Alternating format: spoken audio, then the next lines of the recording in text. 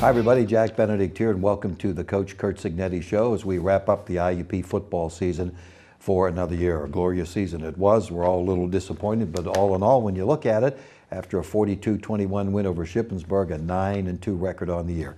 Coach, let's first of all, let's talk about, I know it's disappointing and you take a look at a 9-2 year, but when you found out the possibilities, you know, that you weren't, or definitely you weren't going to make the playoffs, how did you approach the team?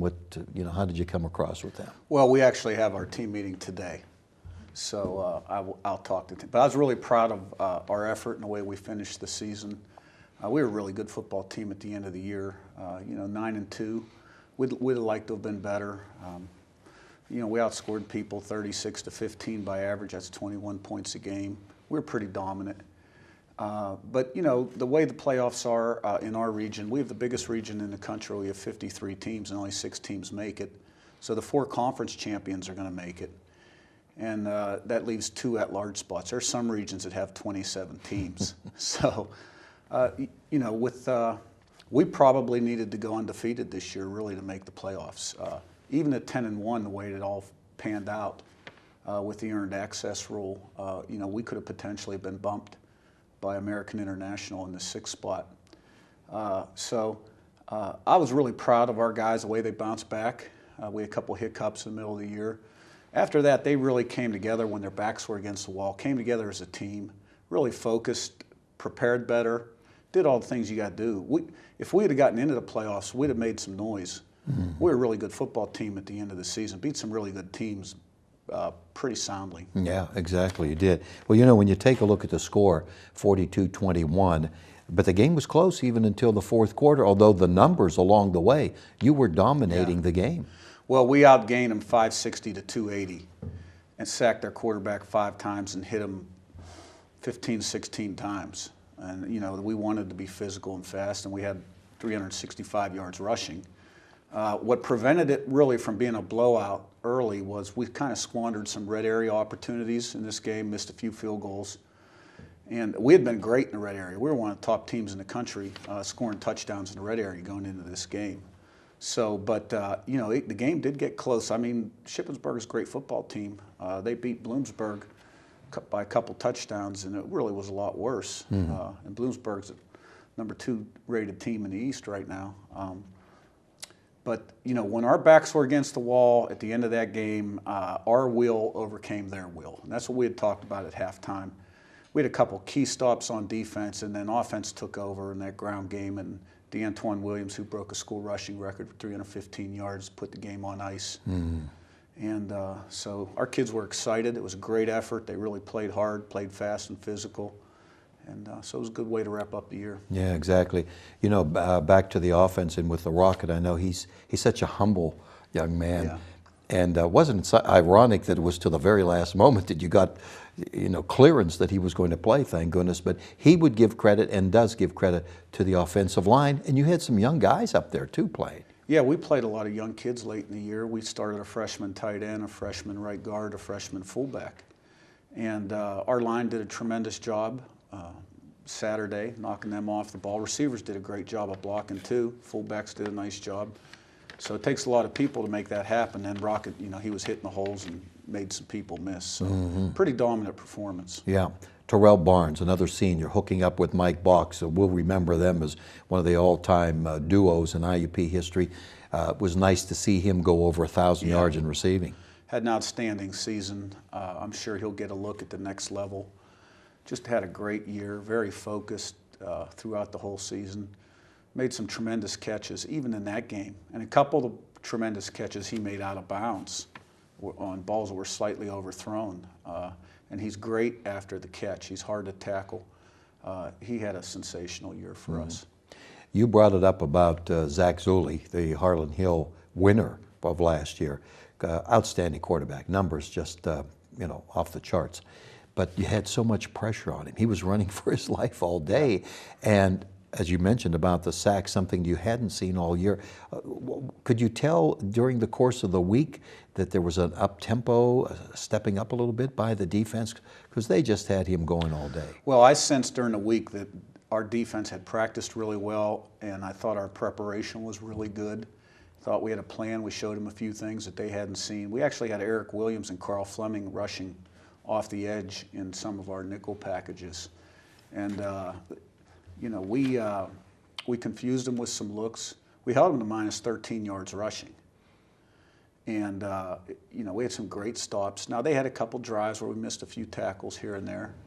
But I thought our defense played great. Mm-hmm. On the other side, their defense, we had talked in the pregame about their two outstanding ends in Metz and Green. I looked at the stats. It says 5 total tackles, so that's a credit to what's happening on your offense. Yeah, and that was our freshman tight end, Kevin Edwards, matched up against them, and he did a really nice job. And, you know, we also got Tony Morgante in a guard who was a redshirt freshman, played quite a bit too. So, you know, Jay Watkins got back at corner, who's a true freshman, and played almost the whole game. Yeah, Ethan Cooper in there? Yeah, Ethan Cooper.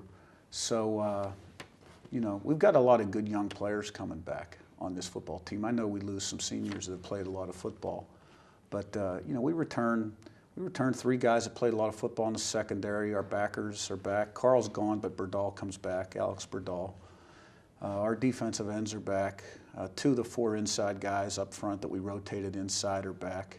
And we need a little bit more depth there. You know, offensive line-wise, you know, Georgie played really well at right tackle last half of the season. When Matt Sasson went back to center, he played outstanding. You know, Ethan Cooper started. Morgante played a lot. Bruce Atkins started the season at tackle until he got hurt. He's back. You know, Kevin Edwards is back. You know, Izzy Green at running back's got a really bright future. So, you know, the quarterback thing, Mike Bach's really finished the year strong for us. I was really proud of him. You know, he does such a great job of preparing, really cares a lot about the team. It's great to see him have that kind of success at the end of the season. Of course, we lose Terrell Barnes at wide receiver, and that'll be the big one we got to replace there. So, you know, we do lose some good players, but we got a lot of good players coming back. Yeah, well, I was going to say, how about some of the players that you've had in camp that are redshirt that maybe can step in for you next year? Well, Patrick Ferguson, who actually did not get a red shirt at running back, has shown a lot of promise at running back. And, you know, if he doesn't drop some weight, he might be a D tackle because he showed a lot of promise there too. And, you know, I really like C.J. Jackson at tight end and Rex Pierce, who could be a fullback or a linebacker. Chaz Cheatham at wide receiver. Of course, Jay Watkins played and Kevin Edwards played and Ethan Cooper played and Nick Dabowski played. I know I'm probably forgetting somebody. There's so many players. Yeah, but, like on the defense too, some of the young players that we've seen, but I know you have a lot of talent in waiting.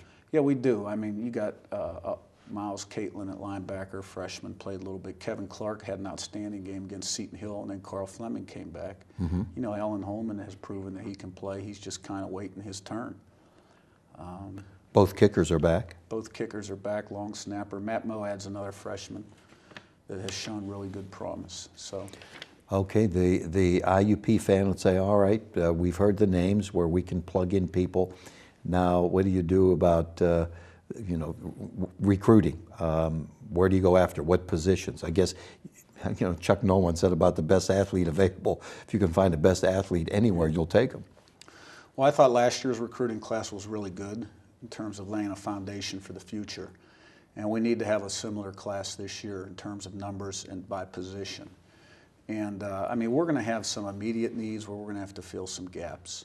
So, you know, we're looking for guys that really fit into our program, that love football, have a passion for football, good students, and athletically they can be successful. So, I mean, we'll recruit them for all positions. Now, we have some needs that are a little bit more pressing for next year than others, you know, and, And do you get some people, you being at Alabama and being involved for all those years in recruiting, I'm sure you got a lot of calls from people wanting to come. Do you get calls from time to time? Hey, you know, I'm interested in your program. Are you interested in me? Yeah, we're already starting to field those calls from, you know, people that might come available or people on staffs that this guy might come available. And so, you know, it's that time of year. The one thing about, you know, we went deep into the playoffs last season, so we got a little bit of a late start on recruiting. You know, this year we can sell the fact that, hey, you know, we've won 28 games in 3 years, only lost 7. We're finishing the year with a 4-game winning streak, 9-2, and we can get an earlier jump on recruiting than we have, than we did last year. Mm-hmm. Has your philosophy changed in bringing in transfers, let's say, from your first year up to now? You've got 3 years under your belt. Well, when I took the program over, I was hired like a week before the signing date. So that class really was non-existent. And, so we don't have 3 or 4 good classes in our program right now. So we're still going to have immediate needs. And, we'll assess spring football, where we're strong, where we need help. And, at this level, transfers are available to you, so you've got to utilize them. I thought we had great success 2 years ago with the people we brought in, and some of the people we brought in this year did a tremendous job for us too. Mm-hmm.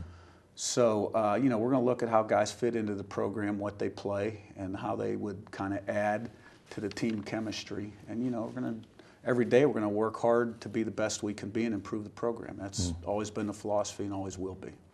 Football teams center around the quarterback. Right. He gets a lot of credit. He gets a lot of blame. Yeah. You have 3 guys right now. Right. 3 guys that at Stockett, of course, was redshirt freshman. Logan Weaver, Steve Franco. Right. They got a lot of practice time. They didn't get a lot of playing time, but maybe your thoughts about them?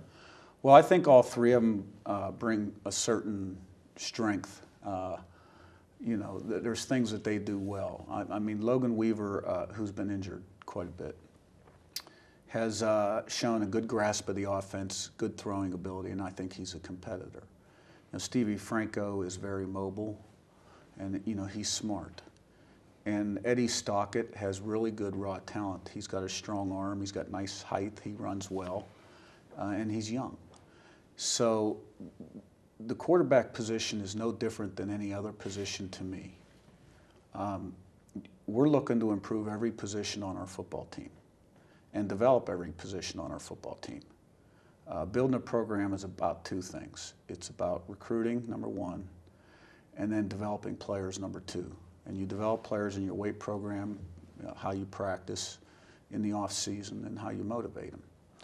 So there's not a position on our football team I'm not looking to improve. And and that's pretty much what we're getting started on here today and tomorrow is, recruiting for this year's class. One other thing, schedule. You do need a game for game 1. The schedule, the way it's mandated, will be tougher next year.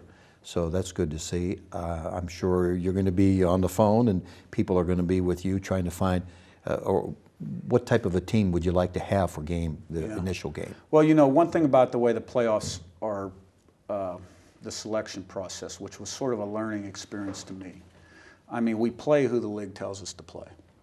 And, when we picked up Southern Connecticut, they were a playoff team. They lost their quarterback 2 years in a row, lost a couple close games early and didn't quite have the year that we thought they would have. And, we can play great against whoever it is and beat them by 40 points. But scores don't go into account in the playoff system. It's just wins and losses and strength of schedule. Our strength of schedule will be better next year because we're dropping a few teams and picking a few up in the East that have won more games in the past couple of years. I'm looking to pick up a real competitive game in the first game, sort of kind of focusing in on that right now. There's 4 or 5 teams out there right now that are looking, but I want to make sure I explore all the possibilities and find the best fit for us. I'd really like to get a home game because we open on the road the first 2 weeks of the season next year in conference. We had 6 away games this year, and we finished last year with 2 away games. So I don't want to play 10 of our last 15 games on the road. Yeah. I'd like to get a home game to start the year. Yeah. Curt, seems like yesterday you got this start, and I know it's never ending for you and the coaches, but all our fans are certainly pleased with what happened this year. I mean, this was a heck of a team, and I want to congratulate you, the coaching staff, and the players for what you've done. Well, I appreciate that. The expectation level this year was very high based on what we did last year, but we lost some really great players last year that were good leaders. And, at 9-2, it's hard to say that that's not a good year. But I know I'm really kind of invigorated and right now about building this team next year, excited about recruiting, excited about who we have coming back. I'm excited about the way we finished the year, and our mindset. And now I think our players have to learn the valuable lessons, and coaches, valuable lessons learned this season to prevent a couple of those hiccups from happening that happened last year. There's very little margin for error if you're going to make the playoffs in our region with 53 teams. Yep. So, you know, you got to prepare great every single week. You can't just show up. That's athletics. That's at every level. And every team has those issues. And that's the, you know, that's the hard part of management, of being the head coach, is, you know, having them at that point where they're ready to go every week. Every week. And, you know, we played great the last 4. I wasn't happy with the way we played against Slippery Rock and Edinboro. And, but, you know, you learn from them and you move on. And I think the 2 defeats in the middle of the season allowed us as a football team and an organization to learn and grow. Because sometimes when you win and just win and win and win and win and win, you get the desired result, but the preparation is starting to, you know, but you keep getting the desired result. So how do you reinforce those lessons? We had this happen at Alabama when we won 29 regular season games in a row. Amazing. Sometimes you got to lose to learn. Congratulations, Curt. Thanks, Jeff. Thanks for joining us.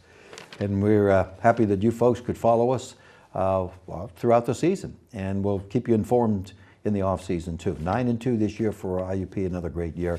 Thanks to Coach Cignetti, his coaching staff, and the players. Jack Benedict, we bid you a very pleasant good day.